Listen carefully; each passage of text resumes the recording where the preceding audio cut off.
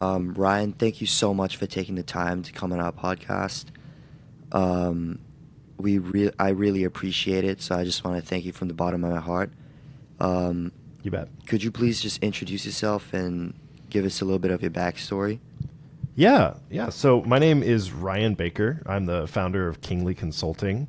And essentially, I help marketing agencies increase revenue and retention so that they can scale profitably. And generally, my focus has been on PPC agencies. So I do a lot of work with Google Ads.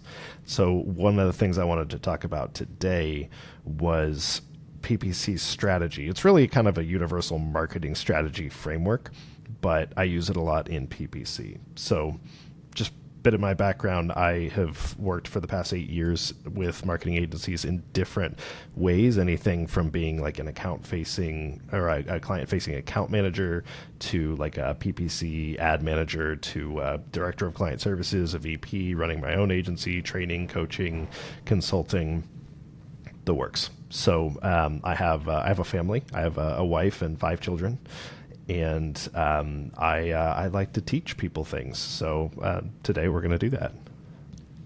That sounds so good. But could you tell the audience what PPC means? Oh yeah. If you don't know what PPC means, it stands for pay per click, and it stands for it's basically the model of billing that some platforms use if you want to advertise on those platforms. So Google Ads is a pay per click platform where you only pay if someone clicks on your ad.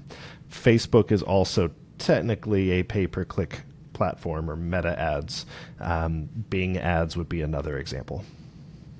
Okay, you can get on with it. All right. So basically, anyone who's managed Google Ads before, or even Meta Ads, really, they understand that it's really competitive, and everybody's spending as much money as possible to get in those top positions in the Google Ads search results. So you end up with a lot of people paying as much as possible to get a click from the person searching whenever they see that ad in the top position. So that's really, a lot of times people don't read. So they'll type something in, they'll click on the first result, and if it's relevant, they'll just stay there. If it's not relevant to what they searched for, then generally they'll back out and they'll go maybe look for the next result. And sometimes those are ads, sometimes people skip the ads, but basically it's like an arena with people just fighting this big bloody battle, and it's tough. However, one of the things that I found is that, and there are a lot of studies showing different numbers on this, so this is just kind of the version that I use that's kind of roughly the middle of all the numbers that I've seen.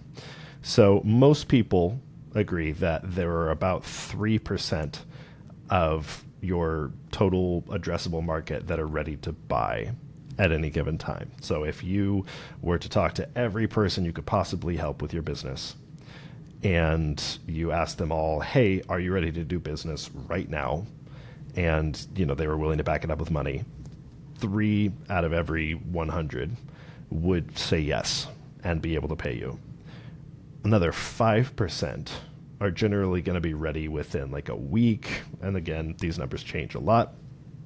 And then roughly 42% will be ready anywhere between 12 to 18 months from now. So, they could have the problem that you help solve with your business in a week or in 12 to 18 months, but they don't necessarily have it right now, or they're not necessarily ready to take action to solve the problem. And then half of the people that could potentially work with you are never going to do it. They'll never see the pain as bad enough, or they'll never justify the cost, etc. So the problem that I've seen is that this 3% of people that are ready to buy now, that's what you're fighting over in this picture here, in the screenshot of the Google Ads search results. If you are bidding on keywords and trying to rank in the number one position to get a click from somebody searching for a keyword that, as we would say in the industry, carries buying intent. So if somebody's looking for shop Nike sneakers now, or plumber near me. They're looking for help now, or they want to buy something now. There's only about 3% of the market that's doing that, that's searching and ready to buy now. So everybody's fighting over that 3%. So what I wanted to do is I wanted to create a framework that shows people how they can reach outside of that 3% and move on to those that are not quite so fought over.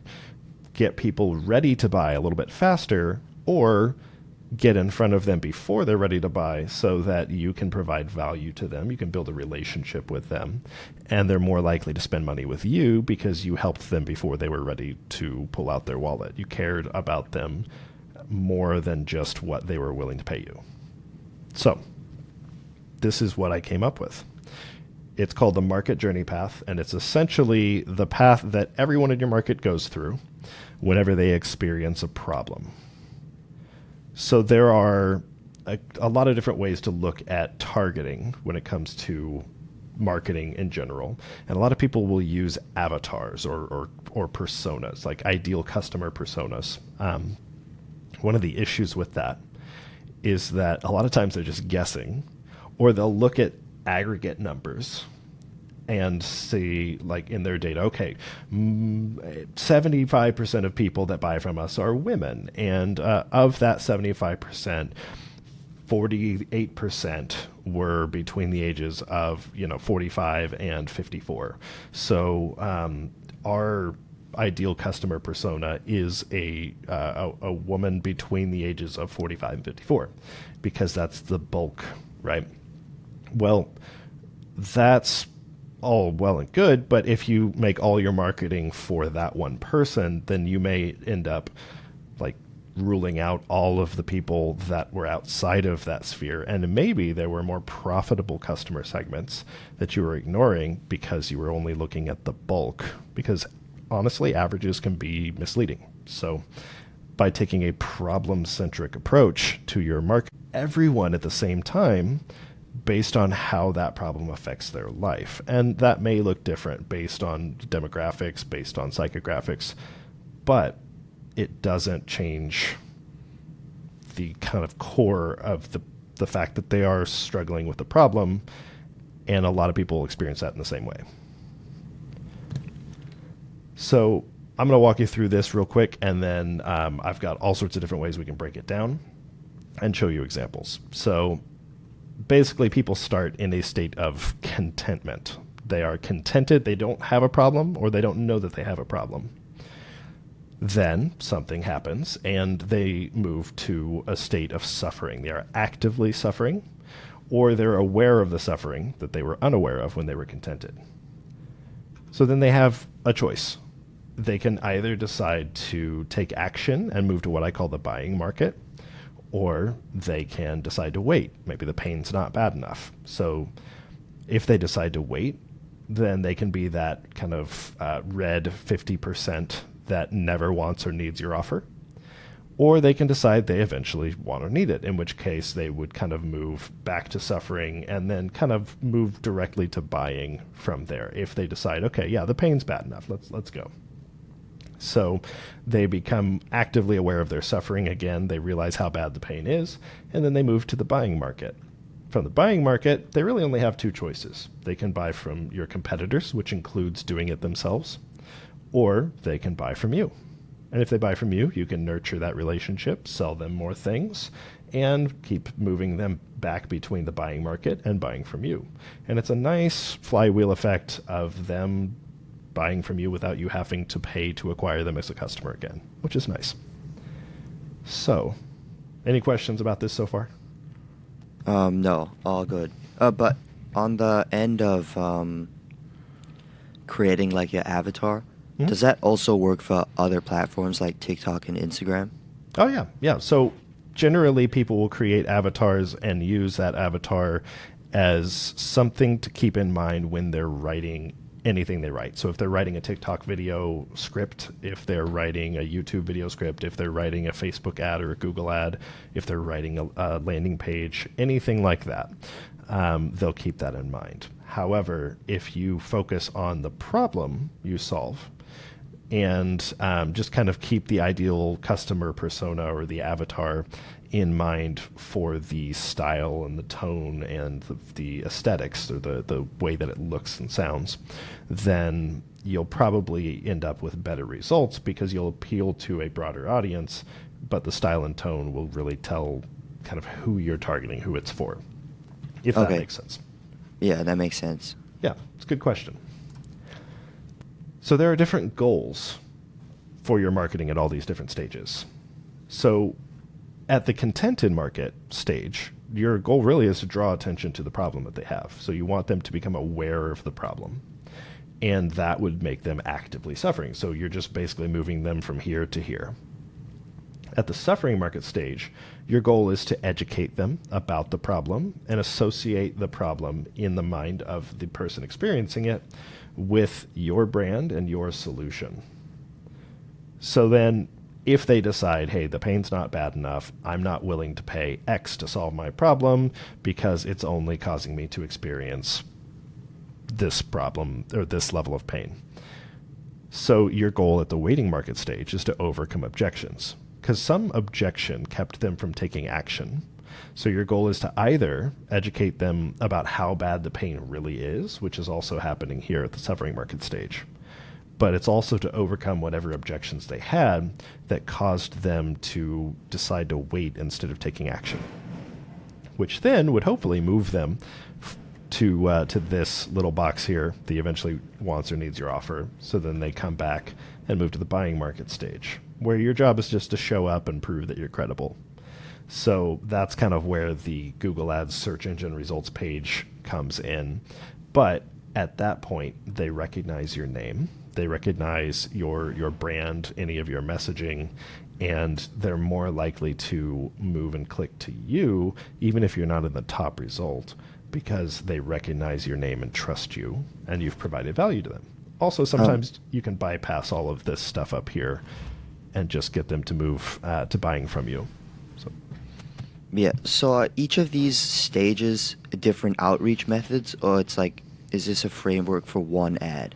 Good question. So like, contented is the first time they see you, and then suffering is the second time they see you in like a newsletter or something like that, and then buying part and the nurture is like a newsletter to keep the AOV going up. Yeah, good question. Good question. Okay, so there are different ways of addressing each of these different sections. And I do address that later, but I'll go ahead and touch on it now. So essentially, the buying market is usually, if they're actively searching for what you solve, then that's going to be like Google Ads, things like that. If they're not actively searching for a solution, but they do need it, then you can target them with like Facebook ads, TikTok ads, Instagram, etc. So anywhere where they're spending a lot of time, you want to get in front of them with messaging that reflects their state of readiness. So if they're ready to buy, you can get in front of them all day long with, and it varies based on price too, right? So if it's a lower value ask, like you're only asking them for like $20 versus $2,000, well, you can just show them Facebook ads or TikTok ads, Instagram, whatever, and just get in front of them and say, hey, here's this thing. And if your messaging kind of makes you stand out more than other commoditized versions of what you do, then you could potentially get sales just directly that way, because you're not asking for a ton, but you really want to make sure that it's proving how much more valuable it is than what you're asking at the buying market stage. The suffering market, because you're educating them, usually you would be driving traffic to a landing, like a blog article or something educational, or you can just do video education. So this guy named Tom Breeze that teaches YouTube, and he has something called the Educate model. It's an ad, but the whole focus is education. And so YouTube, TikTok, Facebook video ads, all excellent ways of educating a suffering market. So you call out right off the bat the problem that you're talking about so that they can self-identify and you can stop the scroll, as it were. And then if you get them watching, then you can educate them about the problem. You start talking about what they're experiencing, and they're like, "Oh my gosh, yeah, that's everything I'm going through right now. This guy gets me." And so if you continue along that line, they're going to be listening for what the solution is. So if you provide them with your solution, they're going to associate that with your face if you're doing a video, or your brand, and then you'll have the opportunity to either retarget them or to just provide a call to action in the video. And sometimes the call to action is just like, "Hey, if you want more info on this, I've got this article over here, check it out." Or there's this other video. A lot of times on YouTube, you'll try and keep people watching your videos if it's organic YouTube. So you'll provide a little, thumbnail in top right corner or whatever and say, "Hey, if you want more on this topic, click this video." And then it keeps them watching. You get better YouTube SEO, and more people will end up seeing your videos as a result of that, because of the way that the YouTube algorithm rewards people who keep people on the platform. So basically, so it's just one big funnel. Yeah, it's one big funnel, but instead of targeting just kind of randomly or targeting people the same way on different platforms, you're targeting people based on your awareness of their experience given their state of readiness. And you want to change how much money you're spending on each of these if you're running ads based on their state of readiness. So you'll target them all differently. Sometimes it's different platforms. Sometimes it's different messaging on the same platform. So if you're running like meta ads, you're going to be spending more money on those who are ready to buy, and your messaging is going to reflect that they are ready to buy. So it's going to be talking about the problem like they already know that they have it. They already know everything they need to know about it. It's talking about the solution like it's something they're already familiar with because they've already been doing their research, or they've already heard about it that you have, and the guarantees to mitigate risk and kind of overcoming any objections that may pop up. Whereas if it's somebody in the suffering market, maybe you'll just start off talking about it, again, on meta ads. You can run both of these at the same time, and the algorithm will know who it resonates with and target them. So with the suffering market, you'll just talk about the problem and start explaining it like the way that we talked about a little bit earlier. And then you can lead into the solution after that. Okay. Yeah. Makes sense. A lot of ways to use this. And of course, Nurture is generally all about email or SMS, message, text marketing, stuff like that. If you've got somebody that opted in to get a lead magnet, or if they bought something from you and you have their email address or phone number, then staying in front of them, making them aware of other ways you can help them is a great way to increase revenue with a nurture sequence. Okay. Is it okay if later in the recording that we do like a little example? Like I give you a certain company or something, and then we go through this. Sure. Yeah, you bet. All right. So generally, you don't want to build this from the top down, because people in the contented market aren't ready to buy. So if you spend a bunch of time and money marketing to the contented market, you're not going to get any ROI. You're going to go bankrupt. So you have to start at the buying market stage. The problem is when people stay there and never really branch out. They're trying to scale a business, or they're trying to scale their marketing, but they're trying to scale with just the buying market stage because they're ready and looking. And if you target the buying market, you'll get ROI faster. Sometimes it's more expensive to do it this way, but it's really the only way to start because you've got to get money coming in the door. So then the way to increase your lifetime customer value and really pay for any of the extra costs from the buying market stage and start increasing your profitability is the nurture phase. So once you have customers, you start nurturing them, you build those relationships out, you sell them other things, upsells, cross-sells, or just retain them if it's like a marketing agency, which tends to be who I help. Then you focus on the nurture phase, and that increases lifetime customer value and your profitability. And it provides a lot of stability too, because you have basically a built-in customer base of people who trust you. So in the waiting market, you want to tackle them next because they already know the problem. They just have objections. So if you can show them how bad the pain really is, then you can generally move them toward the suffering market stage. So maybe the problem is money. Well, you can provide them with payment options, financing options. Sometimes if the money is the problem and you can't do financing options, then you can, again, further talk about the costs of not solving the problem. And sometimes if the costs of not solving the problem outweigh the costs of paying for the solution, then it becomes an easier decision to buy. The suffering market stage, again, is going to be the next one where you're educating them about the problem itself and how bad the pain is. They may be ready to buy soon. Depends, again, on how expensive or how complex the buying process is. But if you can educate them about that, generally you can keep them in your sphere of influence and be more likely to sell to them. There's also a phenomenon in psychology called the mere exposure effect, which basically they found that the more someone is exposed to something, the more likely they are to trust it or prefer it. So say, you're passing a billboard all the time for an attorney, which is a very common thing here in the States. If you see a person on a sign over and over and over again, day in, day out, and you see them on bus stops and just everywhere. Well, if you ever need an attorney and you go to Google and you search, when you see the names that pop up as options, if you see the name of the guy you've seen everywhere all day, every day, well, you're going to be more likely to think that that's the most credible person because they're just most familiar, they're most comfortable and trustworthy.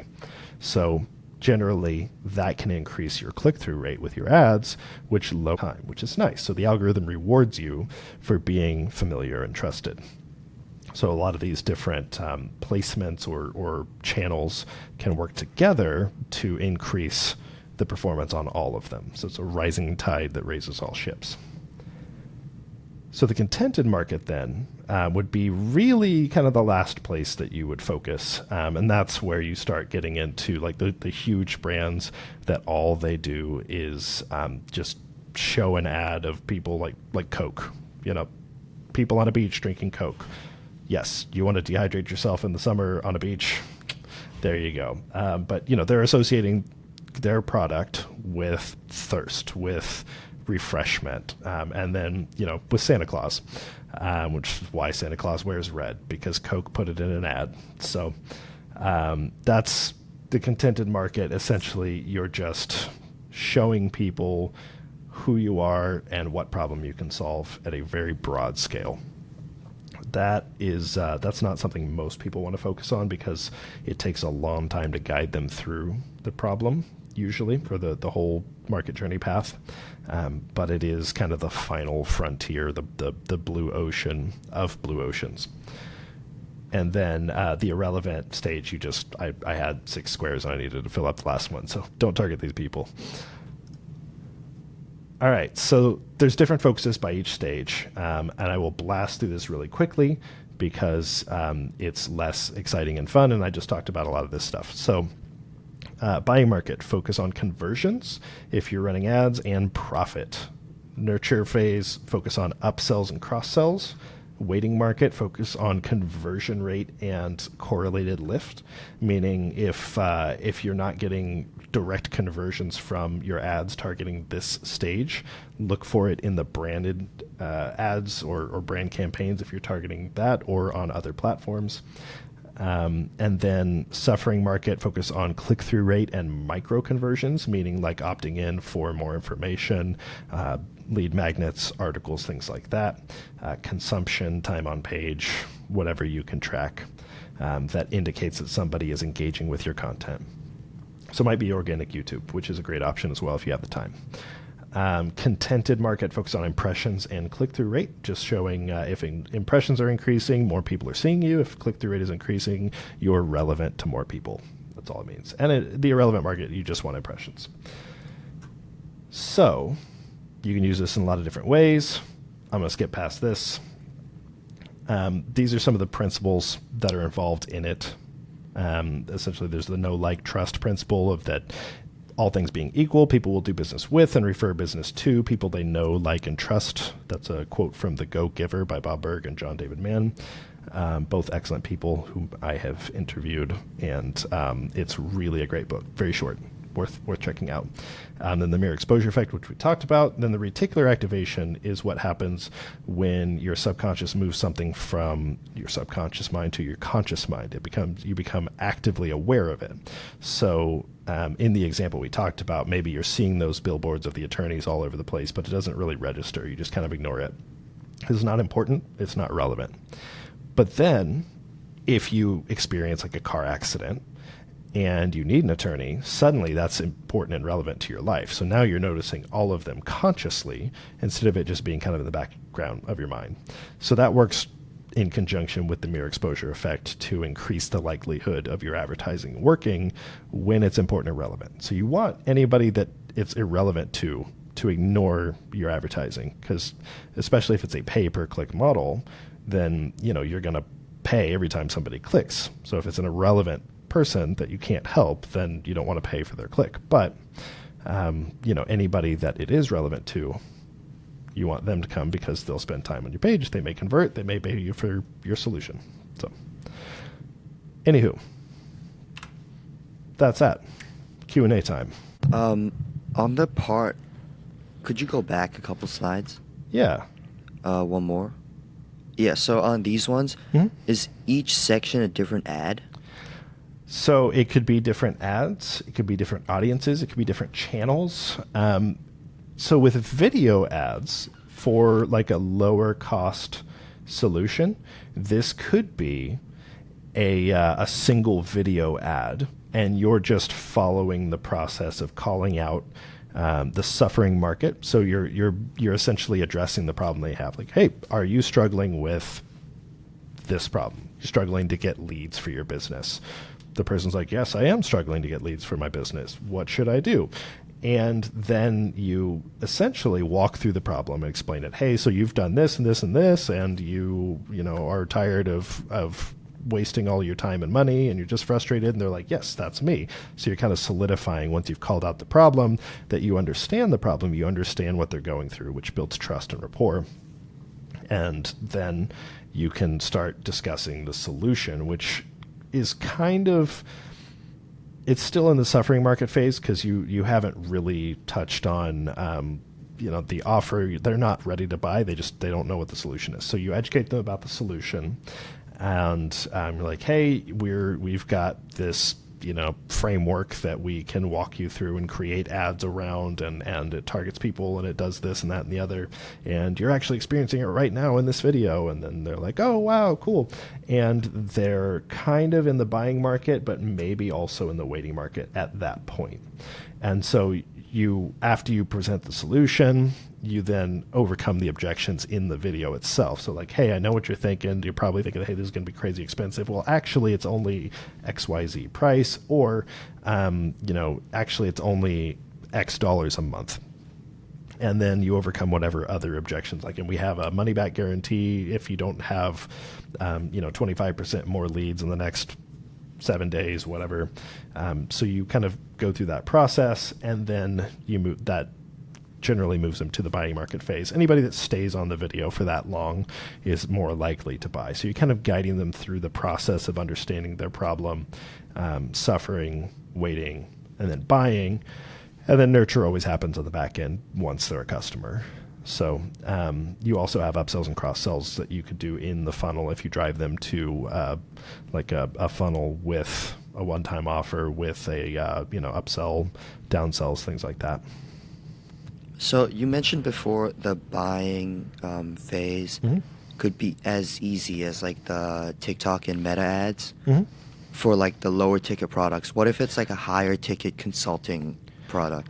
Yeah, so high ticket consulting, generally, if you want to run TikTok ads Instagram ads, Facebook ads, you're probably going to be better off with video, although not necessarily. So I've seen people running image ads perfectly well.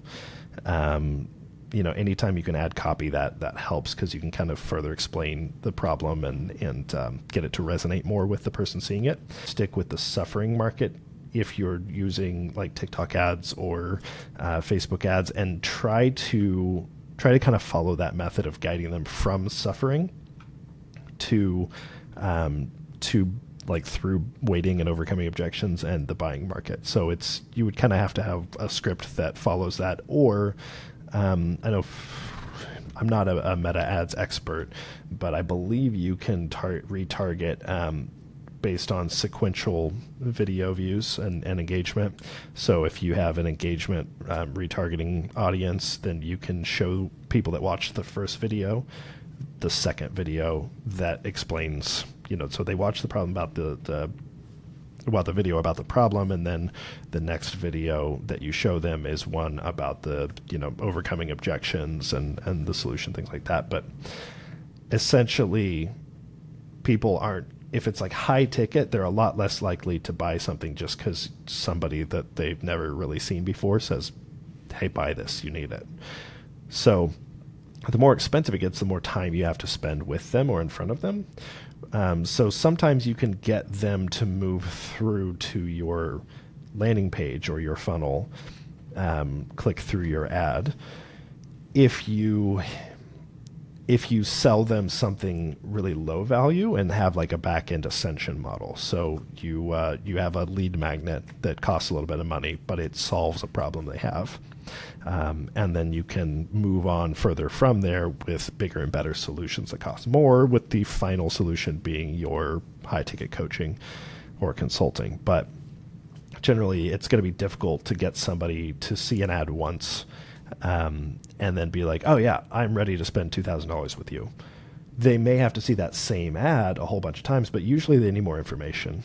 So you can use ads to drive people to webinars, or to sell them ebooks, to anything that can provide more information to build credibility and trust, spend more time, provide them with value, solve their problems so they can pay you for implementation, things like that.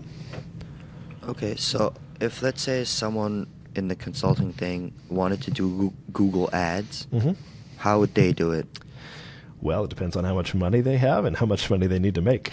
So Google Ads is arguably one of the more versatile, arguably the most versatile ad platform of the major ad platforms, because of all of the different ad types you can use. So you can run search ads, you can run video ads, you can run image ads, and you can run them all in a lot of different ways. So if you're just starting out, you don't have a lot of money, but you want to test running ads, I would say, again, start with a kind of an informational lead magnet that's going to provide value and show your expertise.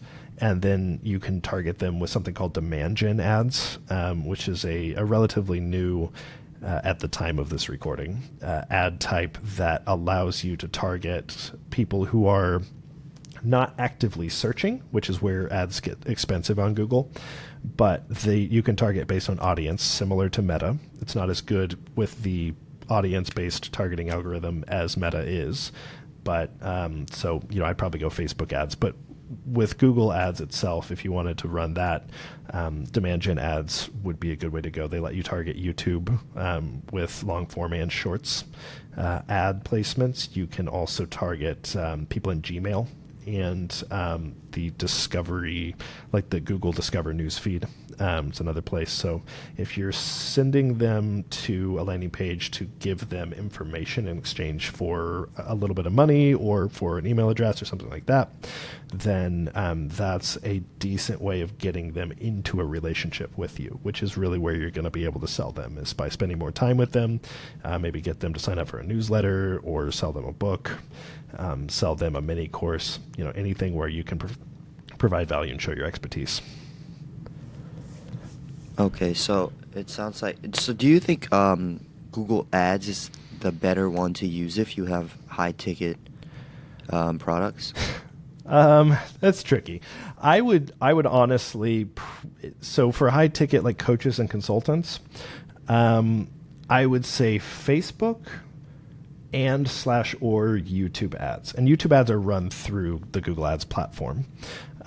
So YouTube ads is arguably cheaper, but the algorithm is better on Meta. So if you can test both at the same time, I would.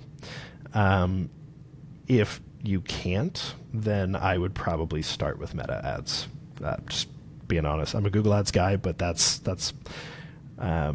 probably going to be your better bet.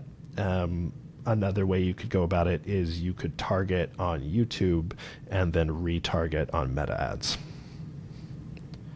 How much spend would you recommend? Like if you just wanted to test out the ads for the first time? So Meta, you're probably going to need a decent bit. And the best that I've seen on the platform recommend that you spend as much as one paying customer would give you for your entire package. So if you're selling like a lead magnet for $5, an upsell one for like $95, and then an upsell two for $100 or $200 because it's more upsell, then you've got $300 worth of orders they can make on the front end.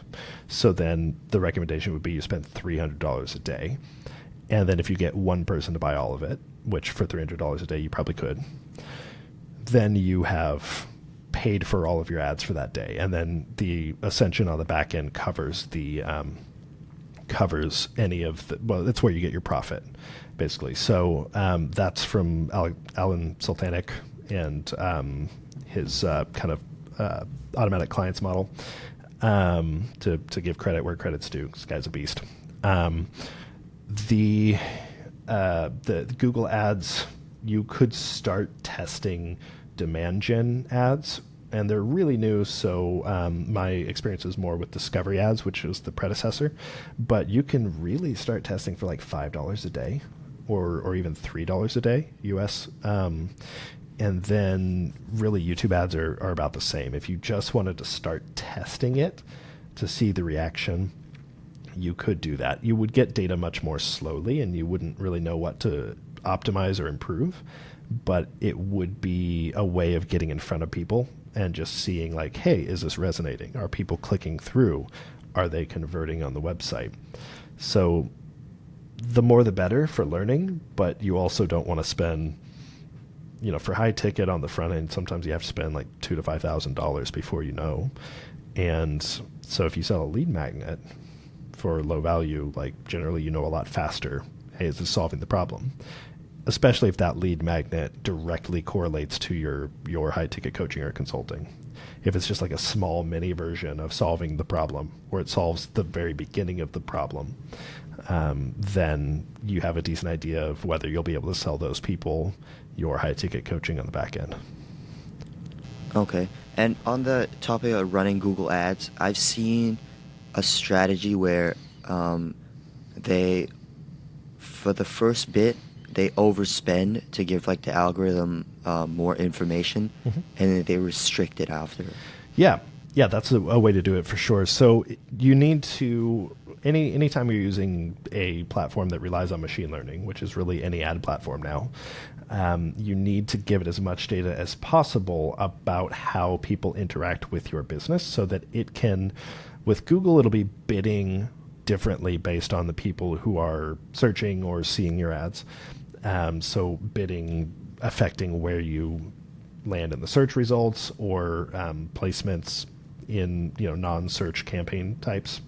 When it comes to Meta, the data is going to help you to help the algorithm know who to target. So it's more important there, but it does affect your cost per click prices and cost per conversion as a direct result of that on Google Ads if you give it more data on the forefront.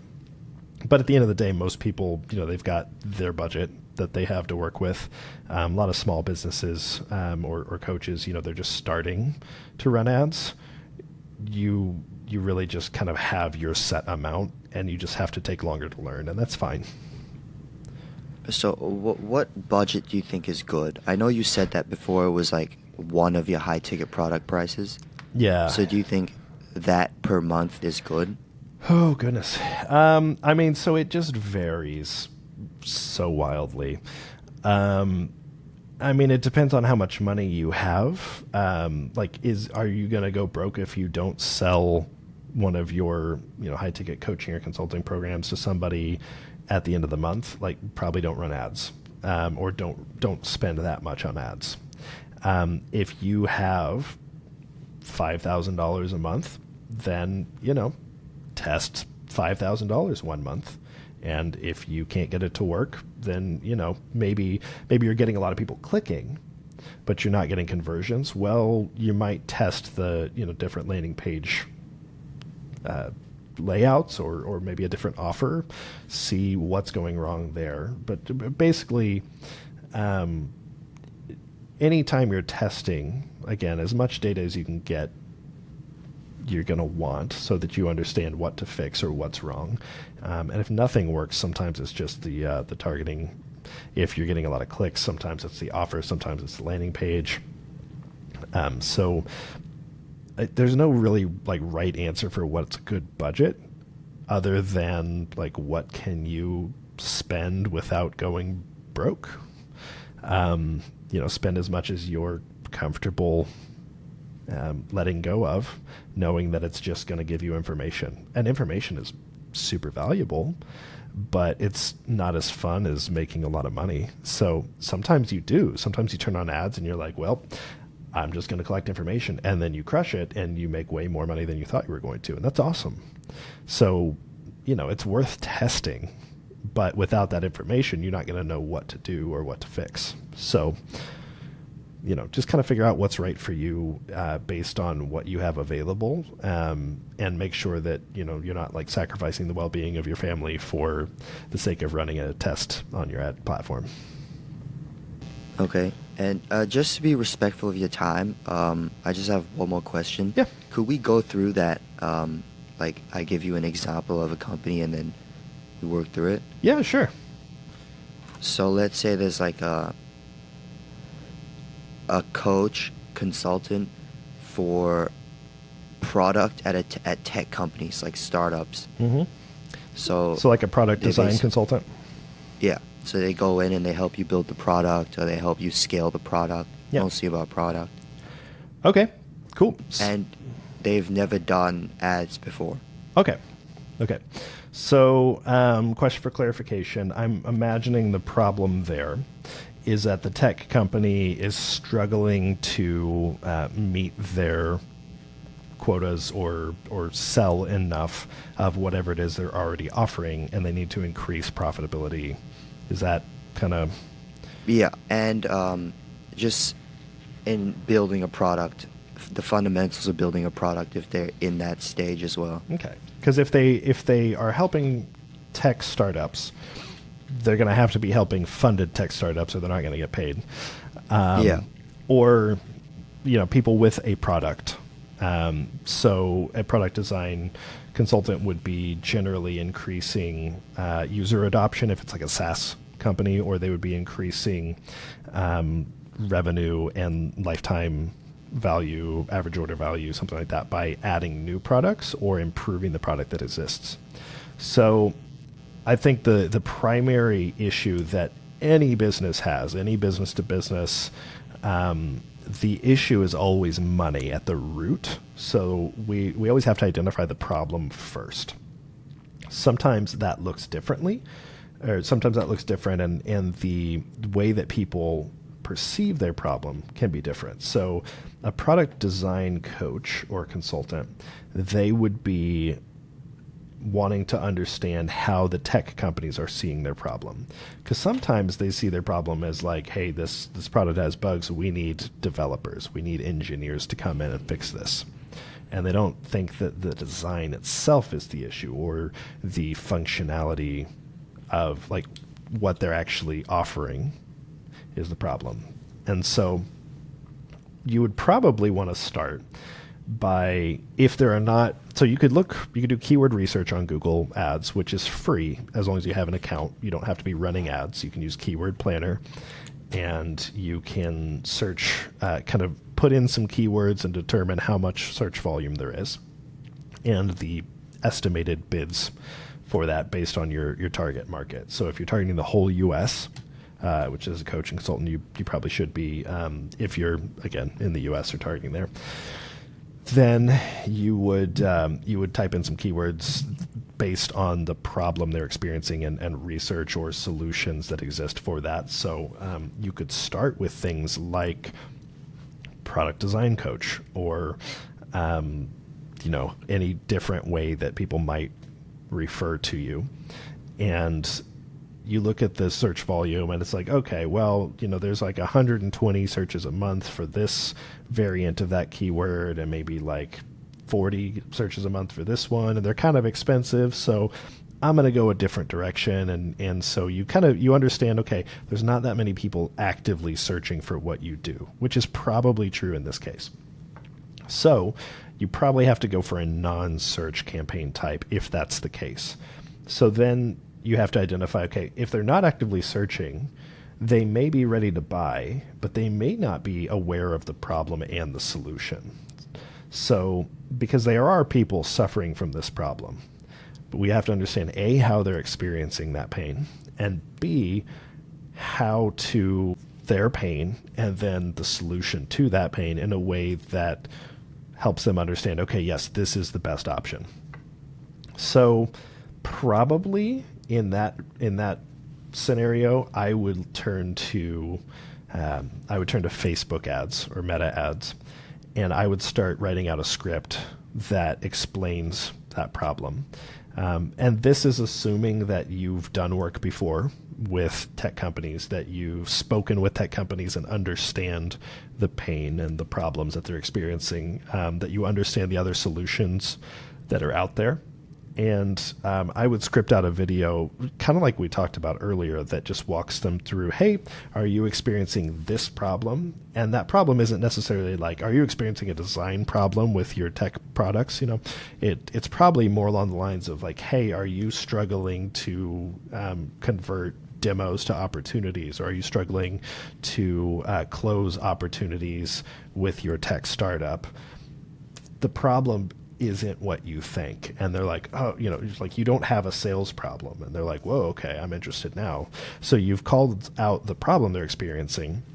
And then you've also kind of, shaken them up a little bit, got them curious, like, oh, okay, so I thought the problem was a sales problem because like our sales team can't close. We're getting leads, but nobody's buying. So then you continue to explain like, hey, so, you're going through, you just basically read them a page from their diary. Like, yeah, you're doing all this marketing, you're getting all these leads. Sales is complaining about how low the quality is, but if you try and increase quality, then your volume drops and you can't, meet your numbers. And so you're basically telling them exactly what their life is like. And they're like, okay, I trust this guy. Like, he knows what he's talking about. And then you go on to explain, so the problem isn't actually sales and the problem isn't marketing. The problem is actually product design. And then you explain why that's the case. And you can you're kind of teaching them, and you keep it relatively brief. You can test different lengths, but a video ad like this, if you can keep it to like 2.5 minutes, you're probably in a decent spot. But take as long as you need to take, and if they continue watching through all of it, then you've got a winner. So you guide them through the process of like why your solution is better and how it works, and then you offer them something with a call to action. So that may be like, hey, let's hop on a call and discuss your product, and I'll see if I can't solve your problem on the call. And then you can use that as a discovery call, understand their problem, see if you can solve it, and then be like, yeah, here's what I think. And to implement that, or to guide you through the process, facilitate whatever, it would be X, and you just list your price. So it would be like add to calendar booking link to phone call to discovery call, and then on that call sometimes you book another call to close, and then sometimes you just close on the call. Depends on how bad the problem is, but in B2B tech, there's going to be a buying committee, so you may not be able to close on the call. You may have to get the buying committee's approval, depending on their, if they have a specific limit to what they can spend themselves. So, and from there, you can just, you can tack on retargeting ads. And if you instead send them to like a webinar or a landing page, or send them an ebook or something like that, then you can send them emails afterward, further explaining the problem and the solution, and just kind of stay in front of them with that kind of language. And when they're ready, they're ready. But B2B, generally sales cycles are longer because it's more expensive and there's more people involved in making the decision. And this is for like YouTube ads, right? If you do like the 2-minute video. Yeah, you could do YouTube ads. Works for everything. Meta ads, I've not heard a particular length that's supposed to be ideal. And honestly, I think regardless of the time, I mean, you're dealing with busy tech executives, so chances are you're going to want to keep it shorter, but 2.5 minutes, like as long as it takes to explain the problem and the solution, and show them your expertise and why your solution is better than the solutions they've tried before. Okay, and the landing page, could it just be like the Calendly link? Totally could, yeah. And that may be easiest because you're not asking them to read a bunch of stuff. You're not asking them to sit through another video. You're not asking them to jump through hoops. You're just like, here it is, book a call. And sometimes, like, if they've watched a video, they click through and your call to action is like, book a call with me, and you have them jump through a bunch of hoops, well, they're less likely to book a call. But if you send them straight to the call booking, it's like, that's what they wanted. You gave them what they wanted. That's marketing 101. Do you think you should use like a jot form to qualify them? It depends on how many low quality leads you get. Like if you are running this and you get a bunch of no-shows, or you get a bunch of people that are like, well, so I don't actually have a business yet, but I had an idea for one, then yeah, throw out a jot form and stop them from wasting your time. But if you don't have any leads coming in, then test it ungated. Don't add the pre-qualification cycle first, because if you're talking about their problem and in great detail, and it resonated enough that they clicked on the ad to book a call to solve the problem, they're probably a good fit. But you still may end up, like best case scenario, with like an 80% show rate. And sometimes that's just, you want to make sure that you're communicating well, that you've got a good like reminder sequence and things like that. And that you give them the option to reschedule if they need to. Because again, busy tech people, a lot of times they don't know what's going on day to day, and they're like, they come in and they're like, oh, we have a meeting with this thing here. Or, oh, hey, we just closed a whale. We need to, like close everything down and focus on this one account. So, different scenarios, but just communicate well and give the people what they want. Okay, so LinkedIn ads definitely make sense then. It would. They tend to be pricey, and honestly, it depends. LinkedIn, you may be better off going organic. You may be better off doing direct outreach. Probably not direct outreach like cold messaging for B2B tech. But the more again, so LinkedIn, I don't have a ton of experience with the ads, but if you're offering them something they really, really want with the ad, or you're providing really good educational content with the ad, you're more likely to get a good result than on LinkedIn from what I've seen. And I spent a decent bit of time with B2B executives on LinkedIn. I would say you have a lot more luck with meta ads, and then LinkedIn, you'd want to do organic, like really high quality educational content that speaks to the problem and the solution. So, but yeah. I may be wrong, because again, I don't have a ton of experience with LinkedIn ads. So I just know they're kind of pricey, because a lot of times the lifetime customer value can be just through the roof, and LinkedIn knows that. So they're like, cool, pay us through the nose. Yeah, but the issue with like the meta ads is that like the tech people wouldn't really be on there. How do you know? Would they? I mean, if it may shock you, the people that are short on time, no? Well, I mean, they may be short on time, but they may also be super stressed out, and anytime they want a dopamine hit, they just pull up Facebook and start scrolling. I don't know what my friends are up to. That makes sense. Yeah. So, I mean, you never know. If you test it and it doesn't work after a couple months, then, stop it. Try a different platform. But there are a lot of people. I mean, Facebook has 2 billion plus active users, right? And most of them tend to be the older demographic that's likely to be the right age for tech executives, kind of the 30s to 50s, definitely worth testing. And I know people like Chris Walker of Refine Labs had kind of shocked a lot of people when he was like, look, everybody was doing XYZ marketing, and I came in and saw, in their break rooms, they're all spending time on Facebook. So I targeted them on Facebook. Lo and behold, we made way more money and got better results. So sometimes you tend to stereotype a person based on their role, but they're still a person. So it's really easy to assume that we know what they're doing with their time. But I've seen, I did a lot of geofencing back in the day, and like the top placements of the people at these like high end, like medical tech businesses, conferences and everything, they were targeting them, and all the placements were like Words with Friends and Solitaire and like, manga apps, just like, they're all just people. So, so don't ever, if you can avoid assuming in your targeting, it may make you a lot more money, and get a little bit of data before making a big decision. So leaving it broad could work. Yeah, it could definitely work. And on Facebook, generally, if your ad is the thing that pre-qualifies them and the broader audience, like you want to start, targeting by relevance. But then once you really get good information, good data telling you like how well the ads have done, you can kind of start opening it up and getting a little more broad. Okay.